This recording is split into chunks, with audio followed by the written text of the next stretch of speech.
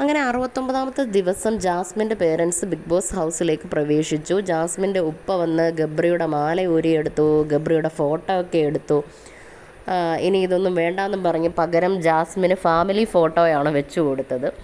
എന്നിട്ട് പറഞ്ഞു, ഉമ്മ പറഞ്ഞു ഇനി എന്ത് പ്രശ്നം ഉണ്ടെങ്കിലും ഉമ്മായോട് പറഞ്ഞാൽ മതി, ഉമ്മ ഇവിടെ ഉണ്ടെന്ന് നീ വിചാരിക്കുക. ഇപ്പോൾ 69-70 ദിവസമായി, ഇനി ബാക്കി 30 ദിവസവും കൂടെ ഉള്ളൂ. നീ ഗെയിമായി കണ്ട് കളിക്ക്. അപ്പോൾ ജാസ്മിൻ പറയുന്നുണ്ട്, ഉമ്മ സായി ഇവിടെ വന്നപ്പോൾ എൻ്റെ അടുത്ത് കുറേ കാര്യങ്ങളൊക്കെ പറഞ്ഞു, ഞാൻ ആകെ ഷോക്കായിപ്പോയി.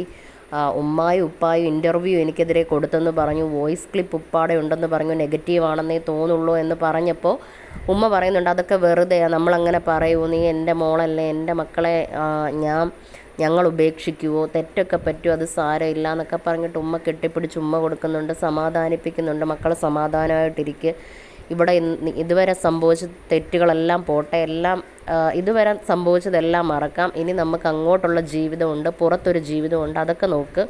നമ്മൾ പുറത്ത് ആ ലൈഫിന് വേണ്ടിയിട്ടായിരിക്കണം കളിക്കുന്നത്. ഇനി മോള് എന്ത് പ്രശ്നം ഉണ്ടെങ്കിലും ഉമ്മ അടുത്ത് പറഞ്ഞാൽ മതി, ഉമ്മ ആണ് ഇവിടെ ഉണ്ട്, നിൻ്റെ കൂടെ ഉണ്ടെന്ന് തന്നെ വിചാരിക്കണം. അപ്പോൾ ഉമ്മ അടുത്ത് പറ, ഉമ്മ അവിടെ നിന്നെല്ലാം കേട്ടുകൊണ്ടിരിക്കുന്നുണ്ട്, കാണുന്നുണ്ട് എന്നൊക്കെ ഉമ്മ പറയുന്നുണ്ട്. അങ്ങനെ പിന്നെ അവർക്കൊരു ഫാമിലി ഫോട്ടോയും വെച്ച് കൊടുത്തു. അതായത് ജാസ്മിൻ്റെ ഉമ്മായും ഉപ്പായും അനിയനും കൂടെയുള്ള ഫോട്ടോ അവിടെ ഉപ്പ കൊണ്ട് വെച്ചിട്ടുണ്ട്. എന്നിട്ട് ഗബ്രിയുടെ ഫോട്ടോയും മാലയും ഒക്കെ ഊരി മാറ്റി. എന്നിട്ട് പറഞ്ഞു, ഇനി ഇതാണ്, ഈ ഫോട്ടോയിലാണ് നോക്കി കാര്യം പറയേണ്ടത്, ഇതായിരിക്കണം മോളെ മുന്നോട്ട് കൊണ്ടുപോകേണ്ടതെന്നൊക്കെ പറഞ്ഞു.